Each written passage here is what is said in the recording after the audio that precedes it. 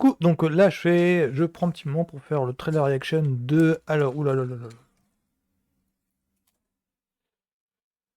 de Les Ensorceleuses 2. Alors, c'est quoi déjà en VF? Ah, zut, comment ça s'appelle en VO? Grosso modo, Les Ensorceleuses, en fait. Alors, le premier date de, je dirais 90, avant Charm. Ça raconte l'histoire de, en fait, deux sœurs, un truc du cul du monde, un petit peu dans une petite bourgade, qui s'avérait être sorcières. Dans le genre, c'était pas un secret de polichinelle, quoi. Enfin, c'était pas. Elles arrivaient à bien vivre. Ça se voulait vraiment une comédie romantique, c'est juste en fait que les deux personnes, la sororité, c'était juste deux frangines qui bah, avaient des dons magiques. Mais je veux dire, c'était c'était pas que elle vivait mal, c'était pas du tout la caricature de la sorcière typique d'Harry Potter, c'est juste que euh, ça voulait juste une comédie romantique, tout ce qu'il y a de plus standard, lambda. Et le capital sympathie du film, c'était que les deux sœurs soient incarnées par Nicole Kidman, qui à l'époque, je crois qu'elle était au firmament de sa gloire, je crois qu'elle était dans son prime, et de l'autre, une Sandra Bullock, je crois qu'elle qui sortait tout juste de où, enfin qui sortait, on était dans les années 90, Speed numéro 1, était sorti, je crois, il y a 2 3 ans avant. Voilà, ouais, elle était vraiment en train de euh, trouver son public de comédie romantique. Voilà, c'est qu'il y avait Speed, elle avait fait connaître du enfin, grand public. Je crois la première fois, c'est. Moi j'ai croché dessus sa sortie, mais je crois après elle a fait du Un vent de folie, je crois qu'elle après a fait. Mise Détective, c'était dans le coin aussi. Voilà, c'est qu'elle était en train de forger sa fan base. Moi, j'avais lâché en fait Sandra Bullock au moment où elle fait autre chose que des films d'action, parce que moi, ado, c'était des films d'action, sauf que elle cherchait plutôt dans un style comédie romantique, drame, romance, c'était pas trop mon truc.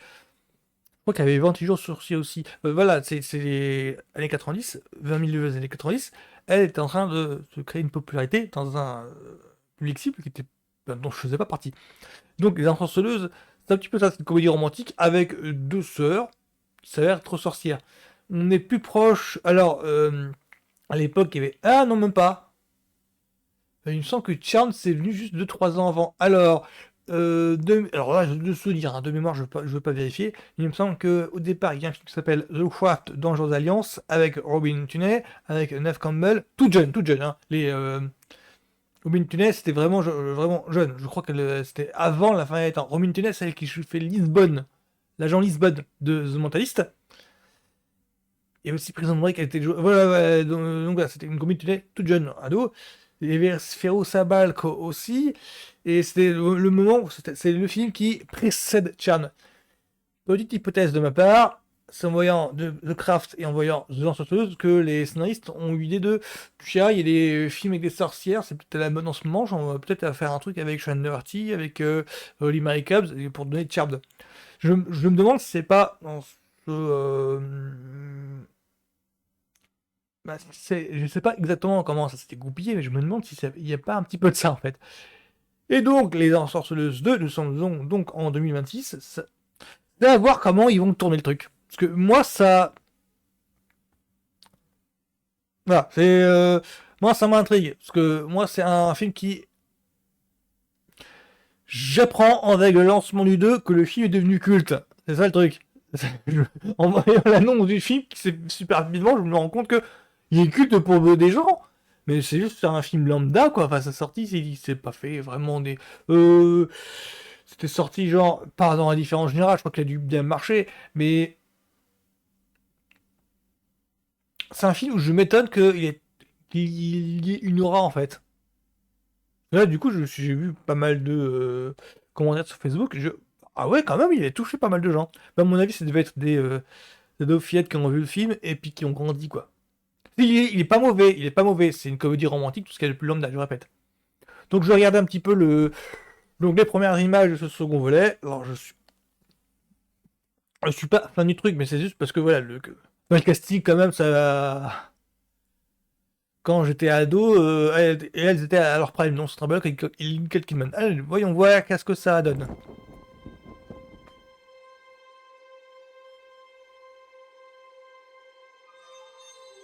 Vous avez sûrement entendu parler de la famille Owens.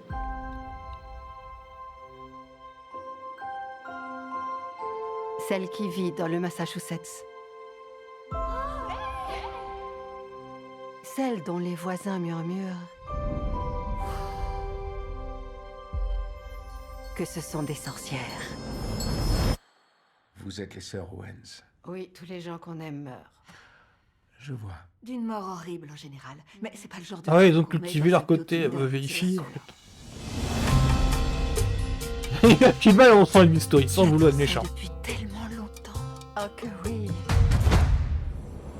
You put the lime in the coconut, you drink 'em both up. Put the lime in the coconut, you drink 'em both up. Put lime in the coconut, you drink 'em both up. C'est qui le mec? Ça me dit quelque chose, ça tronche, mais j'arrive pas à And you feel better. Put the lime in the coconut, you drink 'em both together. Put the lime in the coconut, and you feel better. Put the lime in the coconut, you drink C'est 'em Noël en both Europe? up. Put the lime in the coconut, call me in the morning. Tout va bien se passer, tu verras. Tout va bien se passer. Comme la fois où on a dû enterrer un cadavre au pied du rosier. Bien dans ce sens-là ou différent? Différent ou pareil? Put the lime in the coconut, you drink 'em both Il y a together. un délire avec la musique ou quoi? J'ai pas capté. And you feel better. 9 septembre, d'accord. Du coup, ça me donne envie de revoir le premier volet parce que moi, il y a des tas de trucs. Simplement, la musique, j'ai pas souvenir qu'il y avait un. À mon avis, c'est innovation par rapport au premier. L'ambiance, en fait, pittoresque, j'ai pas souvenir que ce soit si marqué en fait. Parce que le charme, le charme du premier, de mémoire, c'était que les deux aient des problèmes pour nouer des relations avec les mecs. Parce que se créer entre elles, elles ont des pouvoirs magiques. Mais et donc, le premier se voulait une comédie romantique, avec le fait que les deux aient des difficultés à nouer des relations. Et la difficulté à nouer des relations, c'était que, simplement, qu'elles sont vraiment sorcières. C'est pas une façon de parler, elle était vraiment. Et là, dans le deuxième, j'ai l'impression que c'est un petit peu le contraire. C'est l'impression que, en fait, ouvertement, elles le sont, que c'est une légende urbaine, mais ouvertement, elles le sont, mais elles sont pas maléfiques, quoi. Enfin, c'est pas une sorcière caricaturale que l'on a, quoi. Donc, moi, ça me donne envie de revoir le premier. Le truc qui me fascine, c'est que, oh la vache, elles ont pris un coup de vieux. On sent le bistouri pour les deux. J'ai beau être fan de Sandra Bullock, on sent que, voilà, on sent qu'il y a 30 ans qui sont passés. Nicole Kidman, ça fait un moment que je sais que, voilà. Bon, je verrai quand même le premier avant de voir le deuxième. Ça me donne envie de voir le truc, en sachant très bien que le premier, ouais, c'est une comédie romantique standard, quoi. Faut pas en entendre plus. Il y a pas un gros pitch délirant pour cautionner le fait que ce sont des sorcières. C'est pas Buffy, quoi. Donc voilà, c'est tout ce que j'ai à dire sur donc ces Ensorceleuses 2. Je crois que c'est Practical Magic en VO. Donc voilà, salut tout le monde. Ça pue.